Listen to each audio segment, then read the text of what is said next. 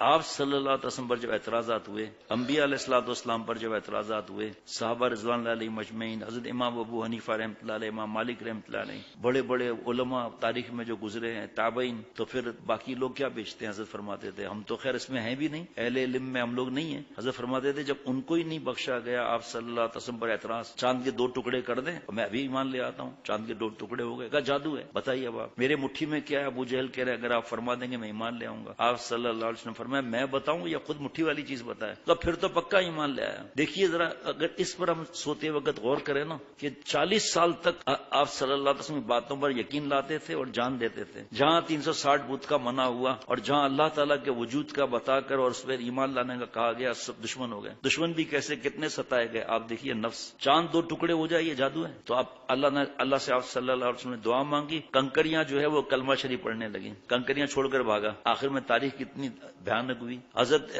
ابراہیم علیہ السلام پر کی کتنی مخالفت ہوئی، سب آپ کے سامنے نا بھائی، حق کی مخالفت۔ حضرت یوسف علیہ السلام گنتے چلے جاؤ جو اعتراض کر، حضرت شعیب علیہ السلام نابتول کی کمی بار بار فرماتے تھے، اکڑتے تھے تو آسمان گرا دے نا ہم پر۔ دیکھیے قرآن شریف کی تفسیر میں دیکھو کیا لکھا ہوا ہے، آپ ہمیں دھمکی دے رہے ہیں نا، ہم تو ادب سے نام لیں گے، تو آپ گرا دینا آسمان ہمارے پر، پتہ چل جائے گا کہ کون صحیح ہے کون غلط ہے۔ ارے آخر اللہ تعالیٰ ناراض ہوئے، گرمی کا عذاب آیا، گھر سے باہر نکل آئے، حالت سب کی خراب، دیکھا کہ ایک صاحبان سامنے موجود ہے، وہ صاحبان کے نیچے چلے گئے، اب بس سب کام بن گیا، صاحبان سے آگ برسی، سب کو جھلس کے رکھ دیا۔ فرعون کا انجام ایسا اللہ نے کیا کہ اس کی لاش کو قیامت تک اللہ نے رکھ دیا۔ یہ جو چھوٹے چھوٹے فرعون ہر وقت ہوتے ہیں، آپ سوچو یہ ابھی جس علاقے میں گیا ذرا غور سے سننا، اتنا اب تک شدید غم ہے، اور انہوں نے بتایا کہ یہاں ایک فلاں منسٹر ہے اور ہندو، اور اب تک بہت بڑی تعداد میں چرچ یہ مندر بنوا چکا، قیمتی گردوارہ مسلمان بنا کر دے، مندر بنا کر دے، چرچ بنا کر دے، تو رونا ہے یا نہیں رونا؟ اور اس فرعون سے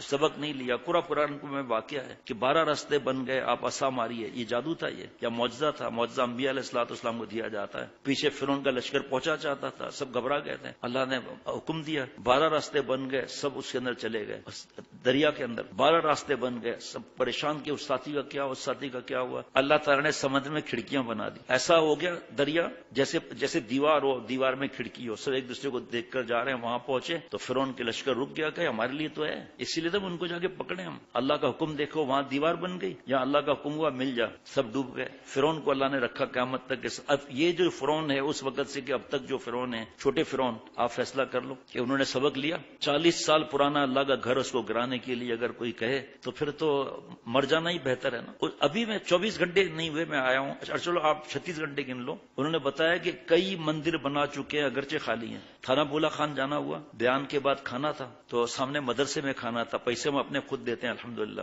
جب کھانا کھا کے میں سیڑھیاں نیچے اترا تو سامنے اتنی بڑی بلڈنگ ایسے چوڑائی میں، اتنی خوبصورت کہ آپ سوچ نہیں سکتے۔ تو میں نے پوچھا یہ کیا عمارت ہے؟ تھانہ بولا خان کا مندر ہے، پتہ نہیں کتنے کروڑ روپے خرچہ ہوا اس پر۔ میں نے فوراً پوچھا کہ معیشت کا سب ہندوؤں کے کنٹرول میں ہے، جہاں کچھ ہو جائے نا ساری دنیا ہنگامہ کھڑا کر دے گی پاکستان کے لیے، اور وہاں جو مسلمانوں پر اذیتیں دی جا رہی ہیں وہاں سب خاموش ہیں۔ برما میں آپ کو پتا ہے آج تک کبھی سیاست کی بات نہیں سنی ہوگی، میں فرعونیت کی بات کر رہا ہوں۔ ہمارا کام ہے اللہ سے دعائیں مانگنا۔ جب سے سنا ہے مسجد کا اتنا دل میں بوجھ ہے، اتنا دل میں بوجھ ہے، کیا پوچھو مت آپ، اتنا بوجھ ہے۔ مندر کھڑے ہو رہے ہیں، گردوارہ کتنے کروڑ روپے میں بنا ہے، ایک مسجد بنائی حکومت نے تو بتا دیں آپ، ایک بنائی ہو تو بتا دیں، حالانکہ حکومت کا کام ہے یہ۔ اور پھر کسی کی پراپرٹی بھی نہیں ہے، باغ ہے، اگر پراپرٹی بھی ہو تو 40 سال تک خاموش، اور ابھی سب کو اس کی فکر لگ گئی سے۔ اللہ تعالیٰ جب ناراض ہوتے ہیں نا، جب گیدڑ کی موت آتی ہے تو شہر کا رخ کرتا ہے۔ حضرت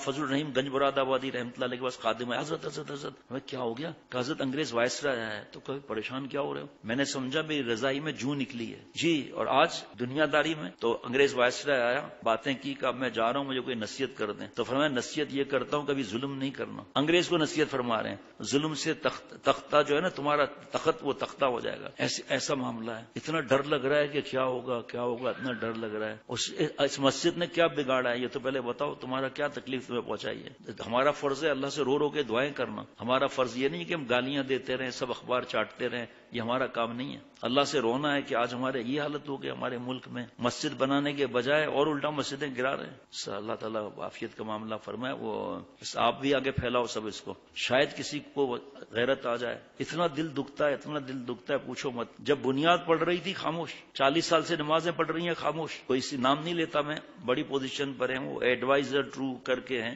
ان کا فون آیا تھا اس بارے میں فتویٰ وغیرہ, یہ بھی کسی کے ذریعے فون آیا تھا. تو وہ خود کہنے لگے مجھے اتنا غصہ آ رہا ہے, اتنا غصہ آ رہا ہے کہ بابری مسجد پر ظلم ہوا, کتنے برس کیس چلا تھا, اس کے بعد فیصلہ ہوا غلط, بابری مسجد شہید ہو گئی, اور یہاں دوسرے کیس پڑے ہوئے ہیں, اس کو ہاتھ نہیں لگا رہے, اس کو فوراً 20 لائنوں میں فیصلہ کر دیا. یہ میرے گناہوں کی نوسط ہے اور کچھ نہیں ہے, میرے گناہوں کی نوسط ہے. ان بدبختوں کو پتہ نہیں ہے کہ یہ قیامت تک مسجد ہی رہے گی, جو آپ کو اس پہ بنانا ہے بنا لو. پھر اگر ایسا ہے تو چین نہیں آئے گی, چین نہیں آئے گا. ایک صاحب کا جو ہے وہ کیا عرض کروں, گھر پتہ نہیں کیا کیا اناتھورائز تھا, چند گھنٹوں میں اتھورائز کرا لیا. اس مسجد کو اتھورائز کرنے میں تمہارا قیامت تک کا صدقہ جاریہ نہیں بنے گا. جاہل جنہوں نے لوگوں کی زمینوں پر قبضے کیے ہوئے ہیں ان کے لیے کچھ نہیں ہے. جب حکومت نہیں بنائے گی تو آخر تو لوگ بنائیں گے نا. آخر ابھی ایک جو ہے جہاں میرا ملک میں زیادہ جانا ہوتا تھا وہاں سے ای میل آیا, لکھا ہے کہ میں اتنا پریشان ہو گیا ہوں, جان چھڑاؤں کس طرح آؤں, کا اتنی بے حیائی اور یعنی بڑھ گئی ہے چند برسوں میں, اور بدکار عورتوں کے وزٹنگ کارڈ زمینوں پر گرے ہوئے ہیں. اور بس اتنا کہہ سکتا ہوں, تصویر کیسی تصویر یہ نہیں بتاؤں گا, بچے برباد ہوں, بچیاں برباد ہو, زمین پہ گری ہوئی ہیں وزٹنگ کارڈ ان بدکار عورتوں کے. لائسنس مل گیا نا. ہم لوگ گناہوں میں ڈوبے ہوئے ہیں. گناہ سے نکلے تو ہم دین کا کام آگے پھیلائے نا بھائی. ہم گناہوں میں ڈوبے ہوئے ہیں تو دعا کیا مانگیں گے, کس درد سے دعا مانگیں گے.